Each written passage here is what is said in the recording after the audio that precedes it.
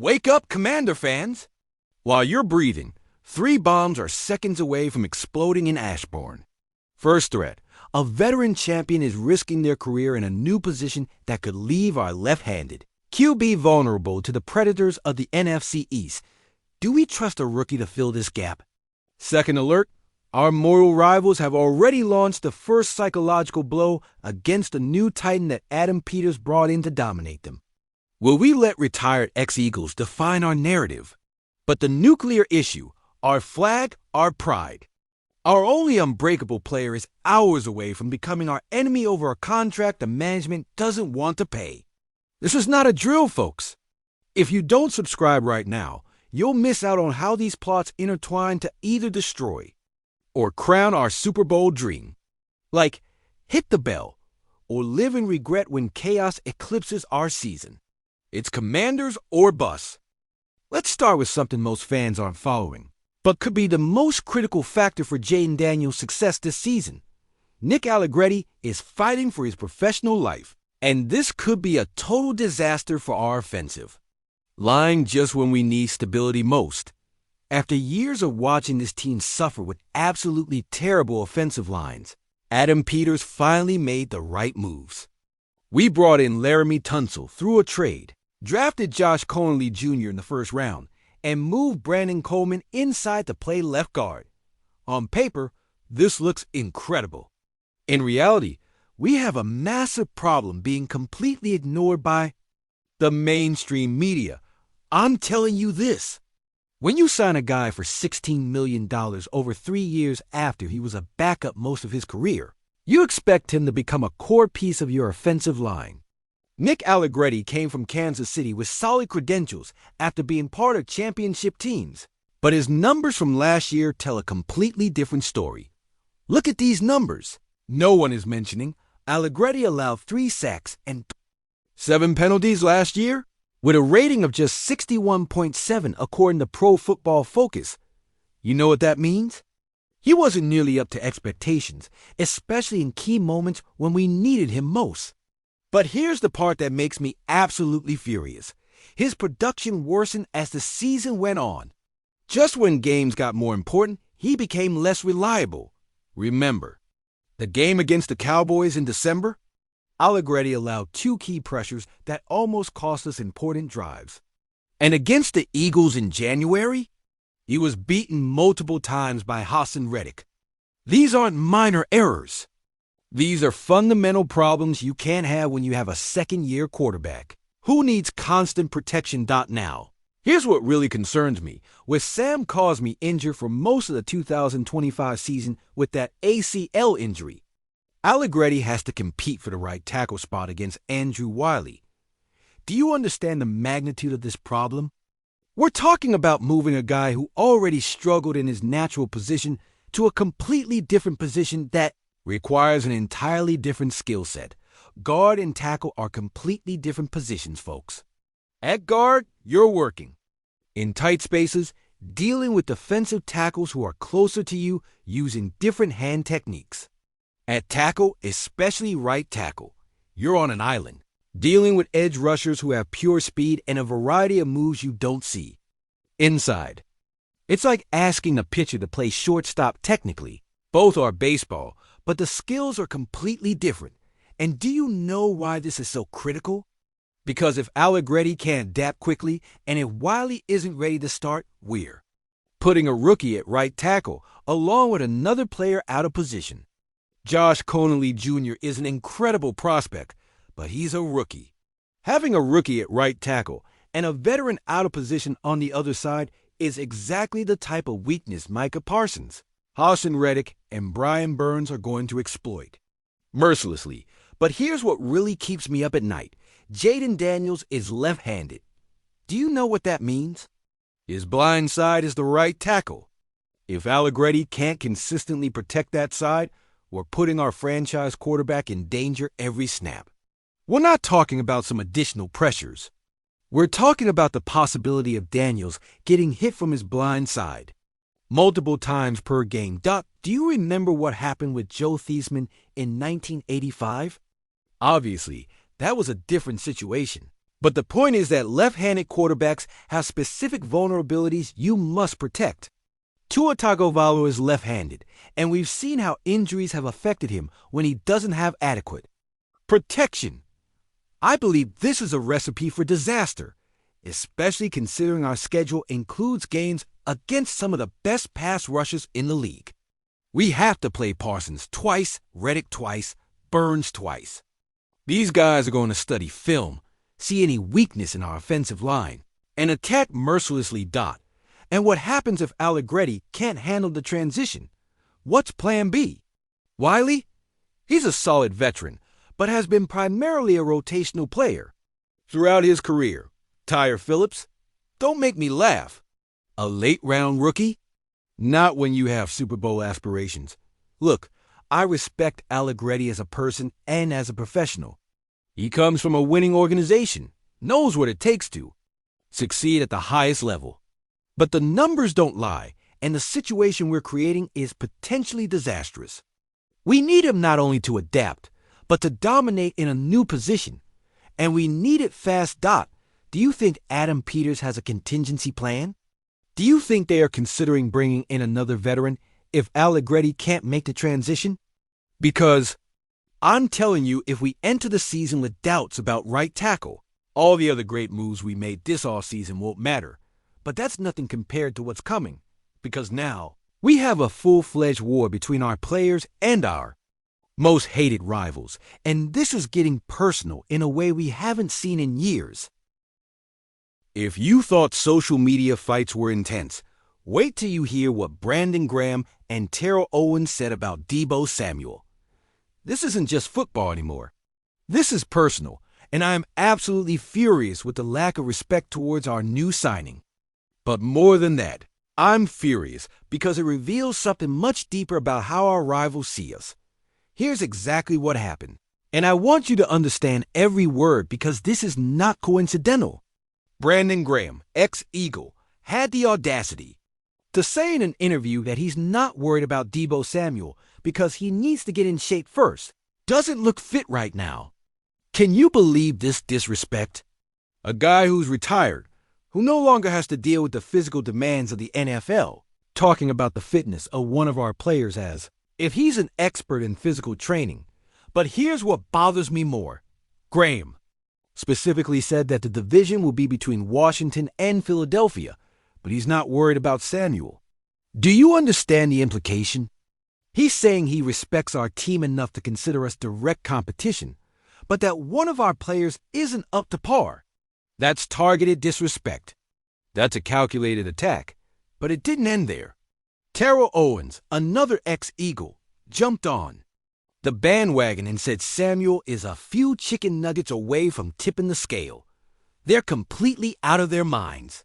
A Hall of Famer making comments about an active player's weight? Based on what evidence? Social media photos? Rumors? I'm telling you this. These comments aren't coincidental. They're not innocent jokes. This is part of a coordinated campaign to discredit one of our players before the season starts. Why? Because they know Samuel can be a serious problem for them. Let's talk facts, not opinions from retired guys. Deebo Samuel, in his worst season, in San Francisco, still had 892 receiving yards and 37 receptions. In 2023, he had 1,117 yards and 7 touchdowns. In 2021, he had 1,770 yards from scrimmage and 14 touchdowns. Do these numbers sound out of shape to you? But here's what bothers me more than anything. All reports from our off-season program have been incredible. Dan Quinn himself expressed surprise at Samuel's speed during training. Cliff Kingsbury has talked about how Samuel fits perfectly into his system. Coaches have been praising his work ethic, his commitment, his physical readiness. Do you know why Graham and Owens are making these comments? Because they're scared. Period. They're seeing a player who knows Kingsbury's system, who has played with mobile quarterbacks, who can create separation from multiple positions, and who is now motivated to prove he's still elite. That scares them. Let's talk about what Samuel really brings to our team. because these ignorant comments are overlooking his true value. First, he and Kingsbury worked together in Arizona. Samuel knows exactly how this system works, knows how to find spaces, knows how to help a young quarterback make quick decisions. That chemistry can't be taught in a few months. Second, Samuel is one of the best YAC, yards after catch players in the league. In 2021, he led the NFL in YAC with 672 yards after the catch. Do you know what that means for a quarterback like Jayden Daniels? It means he can make short and medium passes that Samuel turns into big plays. That's exactly what a second-year quarterback needs: options that allow him to make easy decisions and still generate big plays. Third, Samuel's versatility is exactly what Kingsbury needs for his system. He can play in the slot, play outside, run routes from the backfield, even carry the ball occasionally. That versatility makes it impossible for defenses to predict exactly where he'll line up and what he'll do. And you know what else? Samuel has something to prove. He's coming off a season where things didn't go as expected in San Francisco. He's 28 years old, in the prime of his career, and now he's in a system he knows with a quarterback who can maximize his skills. If you think a player in that situation isn't going to be in the best shape of his life, you don't understand how the mindset of an elite athlete works. But here's what really excites me: the extra motivation. Samuel has now heard specific comments from ex-Eagles questioning his preparation, his professionalism, his fitness. Do you think he'll forget those comments when we play against Philadelphia? Do you think he won't have those comments in mind every time he practices? I'm telling you this, when Deebo Samuel is running over the Eagles' defense in September, when he's making plays that leave their secondary on the ground, I want you to remember these words from Graham and Owens. I want you to remember how they underestimated a player who has proven his elite status in the NFL for years. And you know what's the most ironic part of all this? Both Graham and Owens had their own issues with weight and fitness during their careers. Graham had multiple injuries related to his physical preparation. Owens had drama in multiple teams related to his demands and his attitude. But now they feel entitled to criticize a player who has maintained an elite level of production throughout his career. This is typical Eagles mentality, attacking our players when they can't compete on the field. Instead of focusing on improving their own roster, they're trying to create doubt about ours. But that won't work because Samuel has a type of mentality that uses negativity as fuel. Adam Peters didn't pay a fifth-round pick for a finished player. He paid for a player who can be the difference between a good season and a special season. He paid for a player who understands how to win, who has played in the playoffs, who knows what it takes to compete at the highest level. Do you want to know why this bothers me so much? Because this isn't just about Samuel. This is about how they see us as an organization. These comments are saying that we, as a team, don't know how to evaluate talent, that we don't know what we're doing, that we make decisions based on hope instead of facts. That's completely false. Peters and his staff did their homework on Samuel. They studied his film, analyzed his fit in the system, evaluated his character, and decided he was worth the risk. That decision is based on data, on professional analysis, on years of experience evaluating talent. But here's what's really devastating. Because the situation with Terry McLaurin is worsening every day, and this could blow up everything we built. This can't be happening. The nightmare Commander fans feared is coming true in the worst possible way. Terry McLaurin, our most consistent player, our star, our scary Terry, is in a contract war with the organization that could blow up in our faces just when we need him most. And the news that just came out is absolutely devastating. After years of suffering with absolutely mediocre receivers, we finally had someone who could compete with the best in the league. McLaurin has been the heart of our offense, the guy who's been here through terrible quarterbacks, disastrous offensive coordinators, and constant organizational changes. He's been the only constant in years of chaos, and now, when we finally have Jayden Daniels and a real shot at a championship, Everything is falling apart in the most brutal way possible. Albert Breer from Sports Illustrated just dropped a bomb. That has me completely devastated. They have a lot of work to do. Still not in a good place. Expect that work to pick up when the league returns from the break in a few weeks. But still not in a good place. Do you know what that means? When a reporter of Breer's caliber, someone with direct sources inside organizations, says things are not in a good place, it means there are serious problems behind the scenes. We're talking about issues that go beyond just negotiating numbers. I'm telling you this. When McLaurin missed mandatory minicamp, that wasn't just a tactical negotiation.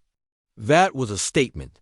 That was him telling the organization he's willing to escalate this conflict to the next level. And when Breer says the two sides are still far from an agreement, it means we're not talking about minor differences in guaranteed money or contract structure. Let's talk numbers because this is what's at stake. Reports suggest McLaurin is seeking at least $30 million per year on average. Do you know where that would put him in the receiver market? In the top 5 in the league. We're talking about money similar to what Tyreek Hill, Davante Adams, DeAndre Hopkins made in their prime years. And you know what? He deserves it. Let's review what Terry McLaurin has done in this organization because apparently some fans and media are forgetting his importance. In 2023, McLaurin had 1,023 yards and 4 touchdowns playing with Sam Howell, Jacoby Brissett, and a rookie Jaden Daniels. In 2022, he had 1,191 yards playing with Carson Wentz, Taylor Heinicke, and Sam Howell. In 2021, he had 1,053 yards with Heinicke, and how do you understand what that means? For 3 consecutive years, McLaurin has had over 1,000 yards playing with quarterback play ranging from mediocre to absolutely terrible. How many receivers in the NFL can do that? How many receivers can maintain elite production no matter? Who's throwing them the ball? But here's what has me more worried. The timing of all this. Do you remember what happened with Dak Prescott last year? His contract didn't get signed until the day before Week 1. Do you want that to happen with McLaurin? Do you want our number 1 receiver to be distracted, upset, and possibly not practicing with Jaden Daniels throughout the preseason? The chemistry between quarterback and receiver doesn't develop in a couple of practices. It develops through hundreds of reps, timing routes, understanding each other's tendencies, building trust in pressure situations. If McLaurin isn't at training camp, if he isn't in preseason games, if he isn't building that chemistry with Daniels, we're putting our entire season at risk. And do you know what's most frustrating about all this? McLaurin isn't asking for unreasonable money. $30 million per year for a receiver who has consistently proven he can produce at the highest level isn't a ridiculous demand. It's market value for a player of his caliber. Let's compare with other receivers in the league. Tyreek Hill is making $30 million per year. Davante Adams is making $28 million. A.J. Brown is making $25 million. All these players have had better quarterback play than McLaurin during their careers. All have had more help around them. All have had more consistency in coaching and system. And what has McLaurin done? He's been productivity incarnate working. With quarterbacks other elite receivers couldn't have made productive. He's been professional. He's been consistent. He's been available. In 5 years in the NFL, McLaurin has missed only 6 games. In those 5 years, he's had 4,911 yards and 24 touchdowns. Those are Hall of Fame trajectory numbers, especially considering the circus this organization has been. But here's what really bothers me. Reports suggest the organization is being hesitant about fully guaranteed money. Seriously. This is the guy who has carried our offense for years, who has been nothing but professional, who has never been a problem, and you're worried about guaranteeing his money. I'm telling you this. If Adam Peters doesn't resolve this immediately, he'll be responsible for destroying our championship window. Because it's not just about having McLaurin on the roster. It's about having him happy, motivated, and fully committed to what we're building. Do you think Jaden Daniels can develop the same chemistry with other receivers? Do you think Deebo Samuel, Noah Brown, or Luke McCaffrey can replace what McLaurin brings? Don't get me wrong. Those are talented players, but McLaurin is different. He's the guy who understands this organization, who understands what it means to be a commander, who has been through the struggles and now wants to be part of the solution. And do you know what happens if this isn't resolved? We have 3 scenarios, and none are good. Scenario 1, McLaurin holds out during training camp and preseason, misses chemistry building with Daniels, and enters the season not being fully ready. Scenario 2, McLaurin plays under his current contract but is unhappy, distracted, and not fully committed. Scenario 3, McLaurin gets traded, and we lose our best receiver in the prime of his career. Which of these scenarios sounds like a recipe for championship success? None. But here's what has me the most furious, our super bowl hopes literally depend on resolving this. Without McLaurin at 100%, without McLaurin committed, without McLaurin focused solely on football, it doesn't matter how well Jaden Daniels plays. It doesn't matter how good our defense is. It doesn't matter how effective Kingsbury's system is. Do you want to know why? Because in the playoffs, when games get tight, when every possession matters, you need players who can make plays when it matters most. McLaurin has proven throughout his entire career that he's that kind of player. He makes catches on 3rd down. He makes plays in the red zone. He shows up in big moments. Look, I understand these are business decisions. I understand the salary cap exists, that there are consequences for big contracts, that Peters has to balance multiple priorities. But I also understand that championship windows are rare, that talented quarterbacks on rookie contracts don't come around often. And when you have the opportunity, you have to go all in. And do you know what's the most ironic thing of all this? That we're having this problem just when everything else seems to be clicking. Daniels looks like a franchise quarterback. Kingsbury's system seems perfect for our personnel. Our defense has improved significantly. But we're potentially going to sabotage all that over a contract negotiation. The Cowboys are watching this and laughing. The Eagles are watching this and waiting for it to implode. The Giants are watching this and praying for McLaurin to leave. While we're fighting with our best player, they're preparing to take advantage of our internal problems. Do you remember the situation with Kirk Cousins years ago? How that dragged out, how it created distraction, how it ultimately ended with him leaving? Do we want to repeat that same mistake with McLaurin? Do we want to create the same dysfunction that plagued us for years? No. We need Peters to stop this war right now. We need him to recognize that McLaurin is worth every penny of what he's asking. We need him to understand that some players are worth more than their contract numbers because of what they represent to the organization. McLaurin represents stability in years of chaos, represents professionalism in years of drama, represents production in years of mediocrity, represents loyalty in years of turnover. Do you put a price on that? Do you risk losing that over a few $1 million? Here's my final analysis of all this. And I need you to understand that these 3 situations are interconnected in ways that could determine the future of this franchise for years to come. First, the Allegretti situation. This may seem like the minor problem, but it's the foundation for everything else. If we can't protect Jaden Daniels, nothing else matters. And right now, we have serious questions about whether Allegretti can make the transition to tackle, whether Wiley can step up, whether our rookie can handle the pressure. We need solutions, and we need them fast. Second, the war with the Eagles over Samuel. This shows our rivals are taking us seriously, but it also shows they're trying to create doubt about our moves. Samuel needs to use this motivation to prove all the doubt is wrong, and we as fans need to support him unconditionally. Third, and most importantly, the situation with McLaurin. This is make or break for our championship aspirations.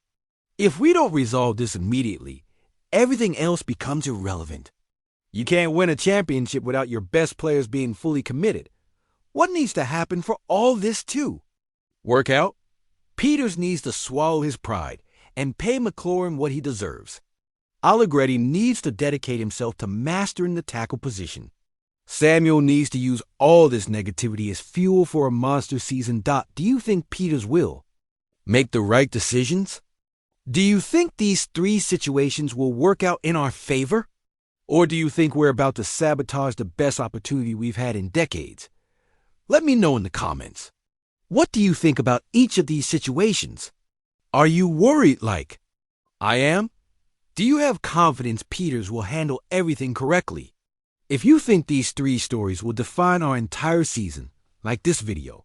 If you believe we need to stay united as a fan base during these difficult times, subscribe and join this family that bleeds burgundy and gold. And remember, no matter what happens, hail to the Commanders.